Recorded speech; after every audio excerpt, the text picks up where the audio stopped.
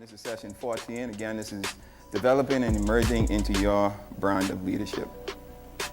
I'm just giving you my story of how I developed into the leader that I am today, the steps that I had to take and the principles that I used, just in hopes that it will help or assist someone listening to me today. Developing and emerging into your brand of leadership.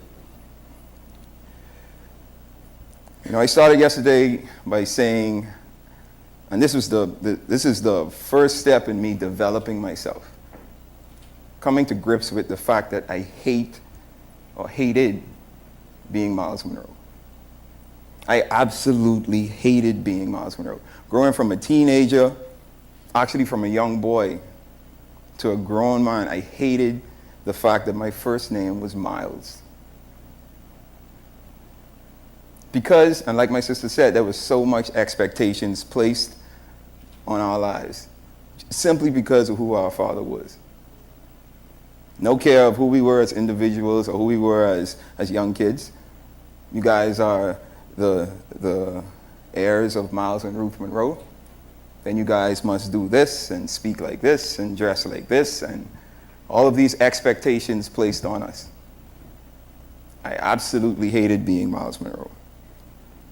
Again, just running through what I discussed yesterday, you know, people wish they could be myself and my sister. You know, I got this question all the time. How does it feel to grow up in the same home as someone so wise? For me, it was normal. It was just that. That's it. I don't know who you view him as, but for me, he's my father. Like, I watch him wake up, go to the bathroom, shower, get ready, just like everybody else. He's a human being. Absolutely hated being Myles Munroe. The microscope that was on my life, the expectations that were placed on my life. Why can't I just be me? Why can't I just be Charo? You know, my dad, his name was Myles Munroe. His middle name was Egbert. I have no idea why my father didn't give me the middle name Egbert. I am super grateful that he did not. My goodness. But I grew up hearing or knowing myself as Charo. They never referred to me, my parents, they never referred to me as Myles growing up. So I've always heard the name Myles, the name Charo. So when I became a teenager and I started to, you know, have to do stuff on my own, like get my driver's license and go to these public, you know, government buildings and do things for myself, you know, they call you by your government name. That was the worst feeling for me. I mentioned this yesterday. Getting my driver's license, submitting my application, and sitting in the waiting area. Knowing, like what I used to do sometimes, I used to submit my application and leave. Because I know, okay, they're going to call my name, I'm not going to be there. But by the time I come back, my car will be ready, so I just have to walk up to the window and just be like, hi, I'm Myles Munroe. And I whisper it. Simply because I didn't want my name to be called and folks to turn around and look at me. Because that was always the reaction. Absolutely hated being Myles Munroe. Are you going to be a pastor? Follow in your dad's footstep? Be as great as your father? Who knows? But these were expectations that were placed on my life. And they were affecting the way that I felt about myself. And they were affecting my relationship with my father. Because I never wanted to be around him, never wanted to be seen in the same place as him. Because I really never wanted anyone to know that that was my dad. You know, the funny thing is, my parents passed in 2014. And people come to me to this day and they say, oh, I didn't know Myles Munroe had children. And that shocked me because I'm like, you know, who doesn't know his business? And then I remember, well, wow, I must have did a great job in hiding the fact that he was my dad. It affected our relationship. And me and my dad, it was a strain on our relationship. Simply because I just detested being his son.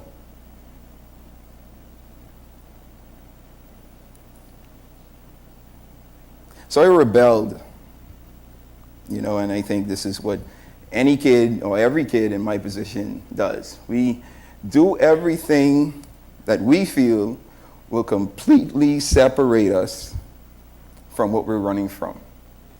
So my dad was a pastor and traveled the world speaking and doing all this good. Okay, so I'm going to go over here and take this drink, go to this party, and have some fun. Because I was forcing the issue that, look, I am not Myles Munroe. I'm not in church every day. I'm not speaking on stage. I'm not, doing what he does. I'm doing something entirely different because I want to be different from Myles Munroe. I want you to see me not as Myles's boy, but as the individual that I am. So this was a process that I had to go through in developing myself, my individuality. I started to hate myself. I started to hate my name. I started to hate the fact that I was born to the parents that I was born to. Wish that I could choose the family that I was born in. There was this particular family when I was in high school. I used to look at them and I used to envy them. I'm going to call names because I don't want to speak my business like that. But there was this family in high school that I used to look at and I used to be like, man, I wish I could have been born into that family. How crazy is that? All because of the expectations that I felt was on my life. And I'll expand on that point a little later. But because I know, I hated the fact that I was Myles Munroe because I knew that I was Myles Munroe. It was my name. My name was Myles Munroe. How can I run from someone that I am? Again, same nose. Well, not the same nose. His nose is a bit bigger than mine. I thank my mother for giving me this little sharp point that I have. She saved me a little bit. But it's still a large nose nonetheless. Thanks. Same large head. Thank you. Same smile. I can't run from the fact that Myles Munroe was my father. And I hated that. I hated when people said, man, you look just like your dad. No, I don't. I do not. I do not look like Myles Munroe. I look like my mother. I look more like my mother. But nah, you look like your father. And people say today, man, the older you get, the more and more you look like your father. I still cringe at that sometimes. I've accepted it. Because I look like both of them, I guess.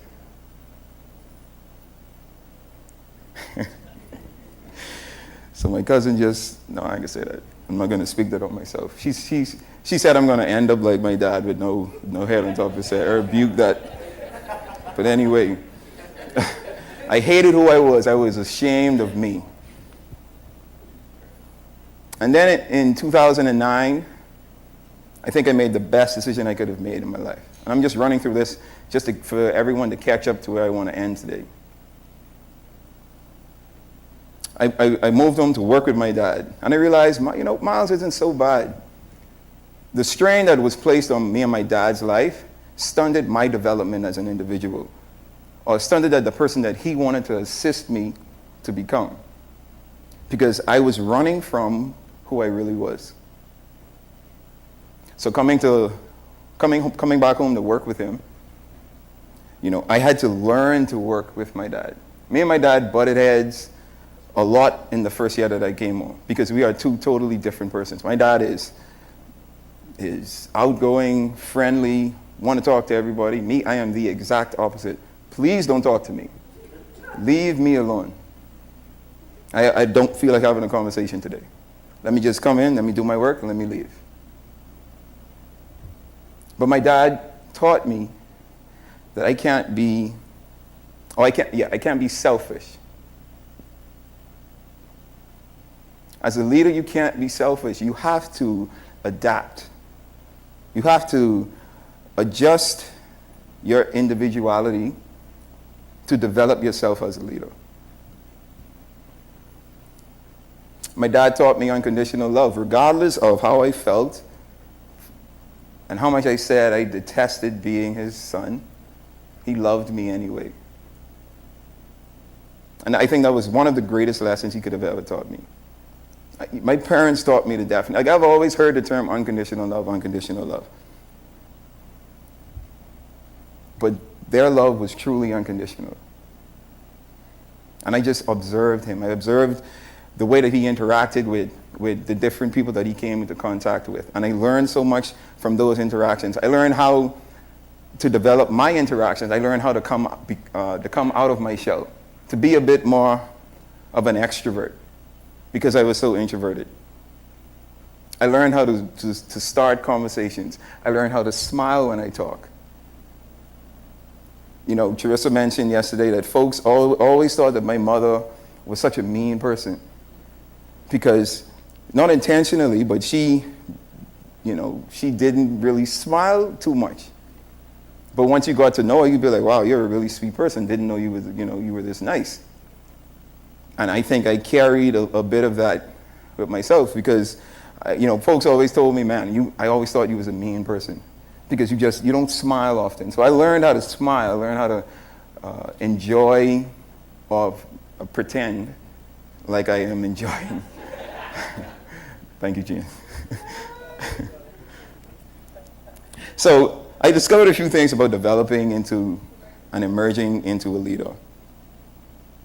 Or more importantly, I discovered how to develop into becoming Myles Munroe Jr. And I realized that the opposite of love wasn't hate, but it was fear. I really didn't hate being Myles Munroe. I was afraid of being Myles Munroe. I put so much expectations on myself, telling myself I could never be my father. I could never be like my father. People see him as this great individual who has done so many great things. How can I live up to that? So that made me afraid because what if I never became as great or greater than my dad? What if I failed at that goal? And this change, having a conversation with my dad in 2013 where he said, look, child, don't look at it as expectations, but look at it as a responsibility that you have. I've given you my name because I love you. Look at it as a responsibility now to take that name and take the platform that I have given you to higher heights. Expand it to areas that I won't be able to. So I started with these principles yesterday. First is self-love. Confidence. You could never become who you're truly supposed to become until you accept the person that you are. You have to be confident in the individual that you are, because you can't be somebody else. It's hard to be somebody else because you'll be living a lie. Everyone has gifts, everyone has talents. Develop that gift. And that's usually the thing that you love the most, the thing that you're most passionate about. Develop your character. Your character needs to be tested. Test positive each time. Be a person of a character where folks could be able to predict with your response, your reaction, what decision you would make. Talia spoke earlier about me wanting her to make more decisions. Don't lean on me for the decision making. That's something that my dad did to me, that I learned from him. I always used to go to my dad and ask him a question, what do you think about this? What do you think about that? He never gave me an answer, never gave me a direct answer, always gave me a scenario. What would you do? I would answer him, and then he would say, well, that's good, but here's what I would do, and here's why.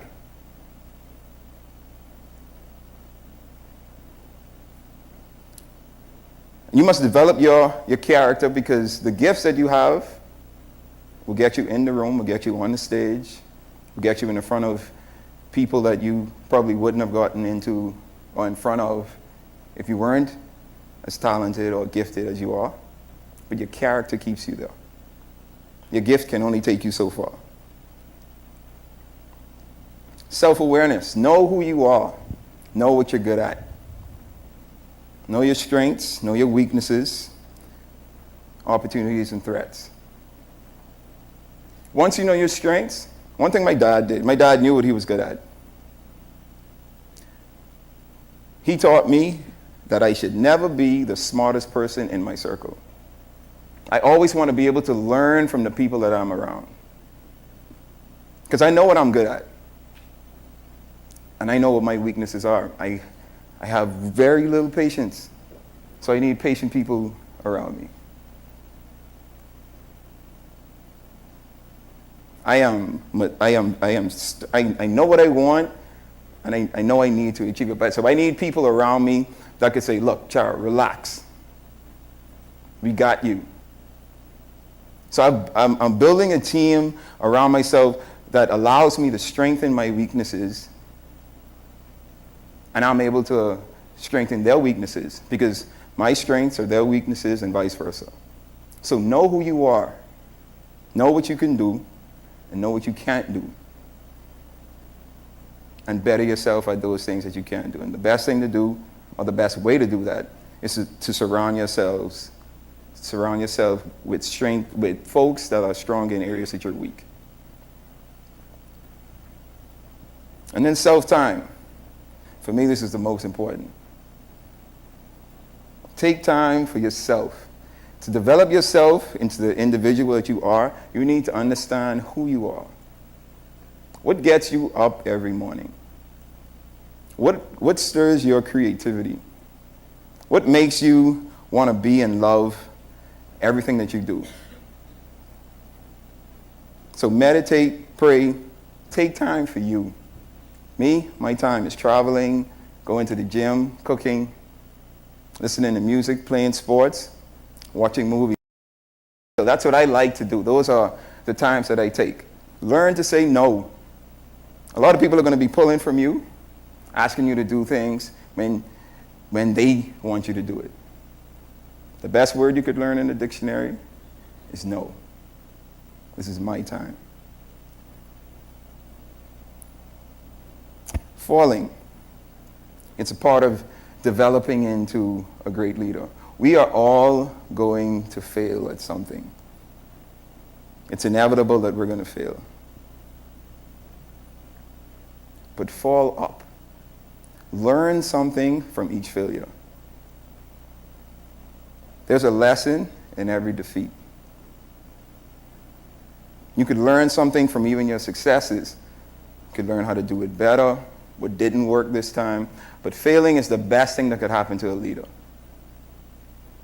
because it puts us in a place where we're most vulnerable, because we failed and we're forced to learn from that, or we should be forced to learn from that, to understand, okay, why is it I failed at this? What do I need to do? What do I need to change to possibly perfect what I was trying to do and get a better result next time? So know that you're going to fail. You won't succeed at everything. Freedom.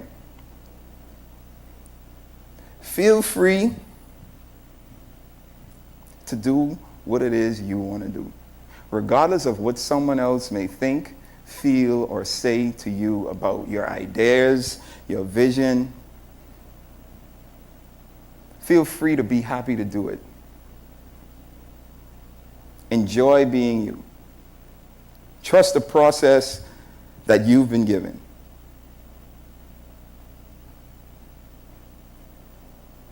You know, I really didn't perfect the leader that I am until I was 29 years old. I had that conversation with my dad in January of 2013. And that's when everything clicked for me. I was late in my life. I mean, some people think that you're supposed to discover who you are as a young adult, between 20 and 25 or whatever age bracket you may put that into. But for me, it was 29.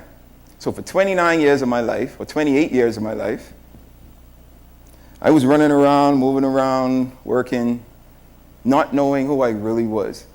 Honestly, just doing things because this is what I thought folks expected me to do.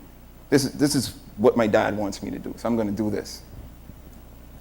And then I realized that I was living a lie. I wasn't happy being that person. I wasn't free being that person. I felt caged because my ideas weren't mine. My creativity wasn't being sparked.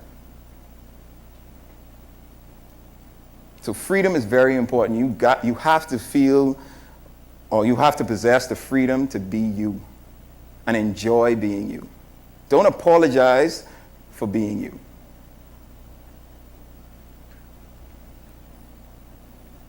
And finally, fear versus faith. You know, folks ask me all the time, what is your greatest fear? My greatest fear is failing. You know, Jerissa mentioned this. She and I talk about this all the time. Failure is something that I never want to experience.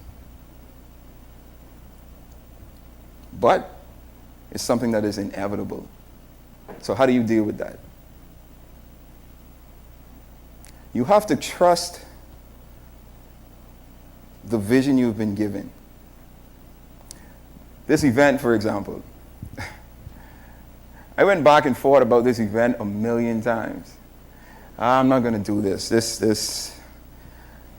is impossible. How am I going to put this together?